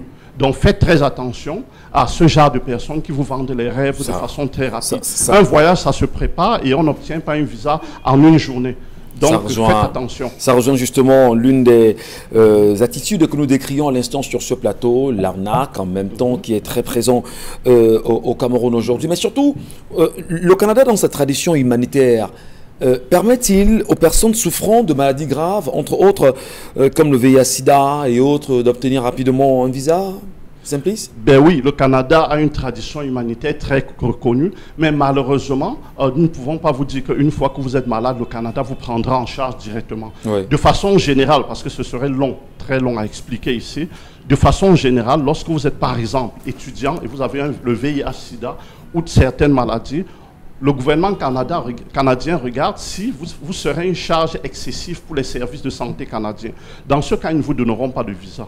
Avec le VIH en particulier, on regarde votre charge virale. Et ensuite, l'agent prend une décision qui est un peu discrétionnaire. Il y a des gens qui ont le VIH-Sida qui peuvent se rendre au Canada et d'autres qui ne peuvent pas se rendre au Canada. Et de façon générale aussi, si vous êtes malade et que vous avez de l'argent, vous pouvez verser une caution, faire des papiers normalement pour aller au Canada vous faire soigner. Mais ne pensez pas que du fait que vous êtes malade, on vous facilitera un visa pour touristes et pour Y. Voilà. Vous devez faire un dossier très spécifique à ce genre de... Merci beaucoup, Simplice. Avant de partir, quand même, dites-nous, vos bureaux sont situés où concrètement? Bon, nos bureaux, nous sommes situés à Douala, nous sommes situés à Bonamoussa, nous avons des nouveaux bureaux à l'ancienne mairie de Douala 5e. Et à Camtel, on a un bureau face entrée principale Camtel, dont à Douala, nous avons 2 bureaux. À Yaoundé, au-dessus de la pharmacie Emia, à Mélène, entrée polytechnique. Bon, nous avons des bureaux en RDC, en République démocratique du Congo, à Kinshasa, au centre-ville dans la Gombe, et tout à côté, en République populaire du Congo. D'accord. Donc, merci beaucoup. Les numéros sont bien sûr affichés au bas de l'écran pour ceux qui voudraient bien sûr s'en approprier et éviter l'arnaque. Donc vous dites que ces contacts sont fiables. Ces contacts sont fiables et si vous voulez faire affaire avec nous, n'allez que dans nos bureaux, n'envoyez pas de l'argent Western Union aux gens à qui que ce soit. À qui que ce soit. Voilà. Faites affaire avec le bureau du Cameroun ou du Canada. Au Canada, nos bureaux sont situés au niveau du métro Plamondon. Voilà. Donc, vous pouvez regarder sur Internet, vous aurez tous les détails. Merci beaucoup d'être passé chez nous ce matin. C'est avec beaucoup de plaisir qu'on vous reçoit à chaque fois. Et on espère bien évidemment que on vous retrouvera très vite, Simplice. Ok, juste signaler que je suis encore au Cameroun pour quelques semaines. Pour ceux qui veulent me rencontrer personnellement, contactez nos bureaux et vous me rencontrerez. Merci beaucoup. Avec Immigration, on va dire Immigration Efficace Canada, qui était de notre ce matin, madame, messieurs. Retournons avec Isabelle Carozopet et la grande famille sur le plateau pour parler autre chose. La toile, les réseaux sociaux, ça bouge en même temps. Vous vous exprimez. Et même si nous, on s'en indigne quelquevefois sur la gestion du Cameroun, parfois on ne comprend pas ce qui se passe dans ce pays. Mais on interpelle toujours le peuple camerounais en disant au peuple, es-tu conscient? À quand l'éveil et le réveil? Non, on comprend ce qui se passe. Et parce que c'est mauvais, on dénonce. Pour que non, nous dénonçons. Voilà. Nous demandons au peuple. Des fois, on ne comprend pas, on comprend. Ah d'accord. que ça aille bien. On a compris, voilà. On dénonce. On dénonce pour que ça aille bien. Maintenant, on demande au peuple à quand son éveil et son réveil. Voilà, à lui de décider. Je suis d'accord avec vous. Isabelle Carole, la revue des réseaux sociaux. Revue des réseaux sociaux, Michel Ngatsou, nous y sommes. Eh bien, on va donc parler du Premier ministre du Cameroun, voilà, et plusieurs autres membres du gouvernement qui se sont donc fait vacciner hier, évidemment, contre le Covid-19. On se souvient que c'est le ministre de la Santé publique qui avait ouvert le bal de vaccination et par la suite, donc, les autres membres du gouvernement. Là, on a donc à l'image d'Odef John Gouté qui se plie à ce même exercice. Voilà, on voit comment ils se font donc vacciner tour à tour. Oui, non, pas du fameux Ndongo quand même. Hein. Le ministre Fameux. Voilà, je préfère. Lui également aussi. Là, c'est Joseph Lé en image. C'est plaît à ça, oui, voilà, Joseph Lé en image. Il laisse sa cravate, comment? Il laisse sa cravate sur le bon, oui, c'est pas quand même là où on devait vacciner. L'essentiel qu'il se fasse vacciner. Voilà, et je crois que c'est justement, ça a été filmé et médiatisé tout simplement pour dire à la population comme quoi vous pouvez ou alors vous devez, il est important de se faire. On les a suivis avec cette vaccination. Non, Charles, mais comment vous pouvez dire la seule chose, l'autre chose, c'est quel vaccin pour ni ou on ne sait pas. On ne sait pas si c'est Sputnik, on ne sait pas si c'est AstraZeneca, si c'est Johnson. On ne sait pas si c'est Johnson & Johnson. On ne sait pas si c'est AstraZeneca. Eh bien là, c'est très compliqué. Hein. Ou c'est le Courmort. Alors, est-ce qu'on m'a dit concrètement que, oui, d'accord, les ministres ont commencé à se faire vacciner. On attend mieux parce que il y a quand même le premier citoyen camerounais qui doit se faire vacciner au vu au-dessus des Camerounais Bongo Benga. On attend qu'ils achèvent. 30 jours après, ils doivent encore revenir. Oui. C'est-à-dire, comme ils ont accepté, voilà, ils terminent le processus de vaccination. Non, mais s'ils l'ont entamé, ils vont le terminer, non? Oui, c'est ce qu'on attend. Ils attendent 30 jours après, ils doivent revenir et on voit les effets encore 30 jours après. Donc, nous avons au moins 90 jours pour voir. Mais seulement, est-ce qu'on a vu tous les ministres là-bas? Parce que le gouvernement camerounais a quand même des ministres, on va dire, ils sont pléthoriques, hein, ils sont très nombreux. Est-ce qu'on les a vu tous là? 65 environ. Bon, il y a des ministres, il y a des secrétaires généraux, il y a des ministres délégués. Les secrétaires d'État, il y a des ministres délégués qu'on attend également. 65 environ. On ne les a pas encore tous vus parce que là, c'est bien évidemment... C'est progressif. Hein? C'est progressif. Voilà. Charles Lamel, votre commentaire? Vous voulez que je dise quoi? Ton premier ministre s'est fait vacciner. Non, vous voulez que je dise quoi?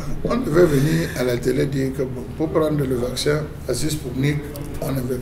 Voilà. AstraZeneca, on ingère. On dit, comme pour le ministre de la Santé, vous avez gueulé, les illuminés, eh bien, regardez, on prend, j'introduis, je retire. Vous avez vu, j'injecte, zoomé. On zoome et on voit le piston, on va au fond. C'est vrai que j'ai vu le piston aller au fond pour 2 ministres. Oui, mais 2 ministres. On ne sait pas si c'est l'antitétanus. C'est ça que je Alors justement, c'est là le problème parce que personne ne pourrait vous dire qu'est-ce qu'on a réellement pris comme vaccin. On a vu justement, on va dire, l'acte qui a été posé d'une vaccination, mais on ne vous dira pas quel est le contenu. C'est autour le problème se pose quand même, Dominique Audrey. Moi, il n'y a pas de problème, hein, vraiment. Avec le vaccin? Non, qui se vaccine, puisqu'on a dit que c'est facultatif. C'est chacun qui sent dans son corps avant de se vacciner. Ils se sont fait vacciner, félicitations. Félicitations à eux, c'est un peu comme obtenir la CNI au Cameroun. Ils ont commencé le processus. On attend de terminer, comme Père Mamboka dit, peut-être à l'issue de cela, peut-être le Sénat va engager et l'Assemblée nationale et le Conseil économique. Et tout le monde là, on va les voir se déployer. En attendant, d'accord. On boit le FIP en glace.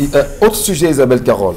Autre sujet, bien sûr, on va donc revenir sur cette cérémonie d'inhumation de Germaine Aïdio, qui est donc décédée en tout début de semaine. Elle a donc été inhumée hier au cimetière musulman de Yoff du côté de Dakar. Et voilà, on peut donc apercevoir en image les quelques personnes parlant de la presse sénégalaise, de quelques étudiants camerounais qui étaient donc bel et bien présents sur les lieu de l'enterrement, une vidéo qui a donc fait le tour de la toile et qui, évidemment, depuis son décès, a toujours continué à faire pas mal de réactions, parmi lesquelles on peut bien voir ou encore percevoir le regret de pas mal de Camerounais de voir que cette dernière soit enterrée apparemment dans un pays étranger. Il a dans un cercueil, on va dire qu'elle est musulmane également à la base. On peut comprendre rapidement, bon, Bengan, en regardant ces images, que c'est une façon de dire aux Camerounais qu'un de ces quatre, ils retourneront justement au Cameroun, c'est ça? Oui, puisqu'on ne l'a pas enterré selon les rites de l'islam, donc on sous-entend que ça va retourner, mais sauf que si sa famille, parce que je sais le pouvoir a procédé à un jeu malsain, on a divisé la famille Ahidjo, si Badika et Aminatou s'évertuent à ramener le corps comme l'exige, comme le veut le gouvernement, c'est-à-dire c'est que la famille est en train de ramener, ça va créer, j'allais dire, une dissension au sein de la famille, oui. Mais ça va apporter davantage de la malédiction de la famille Ahidjo, au moins sur 6 générations. D'accord. Et ça va empiéter sur le Cameroun parce que Ahidjo n'était pas n'importe qui. Au Cameroun, il faut que le Cameroun organise son deuil. Si nous n'organisons pas son deuil, c'est tant pis. Le ciel du Cameroun va continuer à s'obscurcir. Chalamel, ces images également, comment vous les avez appréciées, vous? Oui, j'apprécie la sobriété avec laquelle, si seulement ça pouvait inspirer nos frères de l'Ouest, nos frères du centre et tout, sur comment est-ce qu'on enterre, je vous assure, dans la simplicité totale. On va en enterre, tout ce qu'on fait, les ramdams, les gros corbillards, des centaines de milliers, tout ce qu'on fait. Si on pouvait comprendre la vanité de la vie à ce moment, observer le silence, vous avez vu après l'enterrement, on a prié.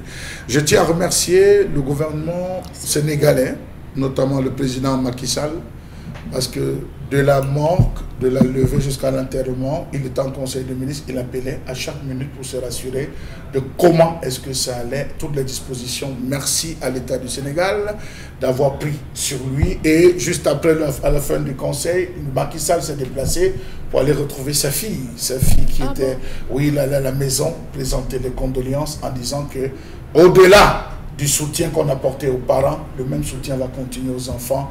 Ils connaissent la situation. Donc, il faut profiter pour le Sénégal est un pays hospitalier aujourd'hui. Laissez l'affaire hospitalière là. Moi, je ne suis pas politicien. Je reste dans les termes. On voit quand même. Hein, non, monsieur. Il y a hospitalité. Quand vous parlez d'hospitalité, vous avez vu l'ambassadeur du Sénégal? Où? Vous l'avez vu aux obsèques, l'ambassadeur du Sénégal? L'ambassadeur du Cameroun au Sénégal, l'ambassadeur du Sénégal. C'est ça que je dis du Cameroun. L'ambassadeur du Cameroun. C'est vous qui m'énervez là maintenant. Il fallait me laisser finir ce que j'avais à dire. Est-ce que vous avez vu l'ambassadeur du Cameroun là-bas? Merci beaucoup. Allez, merci. Et Dominique Audrey, enfin, ça va? Vous voulez bien sûr laisser un petit mot de soutien à l'endroit des... Non, si ce n'est la honte et le regret et l'amertume, parce qu'on se serait dit, après, au sortir de notre émission, qu'on aurait pu avoir un sursaut de quelque chose pour qu'on dise non, vraiment, la dame qu'elle revienne. Et après, on va faire, comme je disais hier, pour que son mari revienne aussi. Mais rien n'a été fait. Donc, si les terres sénégalaises ont reconnu ces deux personnalités comme étant les leurs, qu'est-ce qu'on peut faire contre ça? Incroyable. N'oublions pas en même temps que ce que nous faisons, la vie c'est un cycle en même temps. Le mal que nous faisons, on le payera d'une manière ou d'une autre en réalité. Quand je dis le mal, ça veut dire que ne faisons de mal à personne. Il faut ramener le corps de l'ancien président au pays. Il faut ramener le corps de cette dame au pays. Il faudrait justement réunir les valeurs. Il faut faire le deuil, comme Bambor le dit. Pourquoi est-ce qu'on peut être aussi méchant? Je me pose la question simplement. Pourquoi est-ce qu'on peut pas avoir... On est à ce niveau, on n'a plus de cœur dans ce pays. Un proverbe bantou dit, tout ce que nous faisons, les morts et les vivants nous observent et nous jugent. Merci. Allez, Constil Lamine nous retrouve à l'instant. Il est avec nous, comme c'est le cas, avec beaucoup de plaisir. Constil Lamine, merci de nous rejoindre. Bonjour et bienvenue. Alors, bonjour Michel Gatchou, bonjour nos nombreux téléspectateurs et bonjour à tous les clients des magasins Sorepco. Alors, je suis un communicateur très content ce matin. Pourquoi j'ai cette joie? Parce que c'est l'occasion déjà pour moi de dire merci à tous ceux-là qui ont décidé de choisir les magasins Sorepco. Et parmi ceux-là qui ont décidé d'être unanimes, qui ont décidé de dire de la plus grande des manières que désormais, nous allons faire nos achats uniquement dans les magasins Sorepco. Quand on a besoin de chaises de cérémonie, quand on a besoin des sacs de ciment, quand on a besoin de fer à béton, quand on a besoin des congélateurs, nous allons choisir uniquement les magasins Sorebco. C'est donc l'occasion pour moi de dire, bien entendu, merci, mais alors 1000 fois merci à tous les policiers du GMI numéro 2 de la ville de Douala, sous la roulette de leur commandant, un commandant très dynamique, qui ont décidé de choisir uniquement les magasins Sorebco pour faire les achats. Bien des choses à vous, les policiers du GMI numéro 2 de la ville de Douala. Alors ce matin, il est question d'aller dans les magasins Sorebco, il est question de parler des chaises de cérémonie, il est question de parler des chaises de jardin, il est question de parler de la décoration des événements. Alors tout cela, c'est dans les magasins Sorebco et nulle part ailleurs, que ce soit à Yaoundé, que ce soit en Golomandouka, que ce soit à Bertois, que ce soit en Banga, que ce soit à Kumba, que ce soit à Bamenda, vous avez les magasins Sorebco et dans tous les magasins Sorebco, vous avez des prix les plus bas, vous avez des garanties, vous avez plusieurs avantages et retenez que Sorebco, c'est la vente en gros et en détail. Donc ceux-là qui ont besoin des chaises de cérémonie en quantité, ceux-là qui ont besoin des chaises de jardin en quantité, allez dans les magasins Sorebco ou alors appelez directement Monsieur Kemadjou, vous allez recevoir des prix les plus bas. Nous allons commencer tout de suite par la vente des chaises de cérémonie. Regardez la présentation physique, regardez la présentation de ces chaises, regardez comment c'est nyanga, regardez comment c'est stylé, regardez comment c'est tellement... Oh là là là là là là. Qui n'aimerait pas voir cette chaise de cérémonie lors de son mariage, lors de son arrosage de galon? Alors vous avez des chaises de cérémonie à 7800 francs. Elles sont neuves, elles sont dans leur emballage, elles sont vendues avec garantie. Je rappelle que la promotion s'achève dans une semaine. Donc vous avez encore une semaine pour acheter une chaise de cérémonie à 7800 francs dans tous les magasins Sorebco du Cameroun. Une chaise avec garantie, une chaise solide, vous l'avez à 7800 francs. J'attire l'attention de tous ceux-là qui ont les salles de fête. J'attire l'attention de ceux-là qui sont dans les églises. J'attire l'attention de tous ceux-là qui sont les pasteurs, qui sont les prêtres. Venez à Sorebco. On a également les chaises de jardin. Vous les avez des prix vraiment très très abordables. Sans oublier également, bien sûr, à 26 000 francs, offrez-vous une chaise de jardin en plastique. Une chaise de qualité dans les magasins Sorebco. Ceux-là qui ont besoin de faire une décoration de qualité lors des événements, rendez-vous à Sorebco et offrez-vous le meilleur de la décoration à partir de 6 000 francs. Offrez-vous des accessoires de décoration dans tous les magasins Sorebco. Une fois de plus, bien des choses et merci à tous les clients des magasins Sorebco. Merci d'être passé par là ce matin, Constille Lamine, avec beaucoup de plaisir. Nous vous recevons certainement pour d'autres programmes sur notre antenne. Restez sur Equinox Télévision, madame, messieurs, bien restez là. Ne bougez pas votre télécommande parce que dans un instant, on va rentrer dans le journal de 12h. Mais avant, n'oubliez pas qu'au-delà de vous informer, vous éduquer, inéluctablement, nous devons vous dire la vérité. À demain, 10h.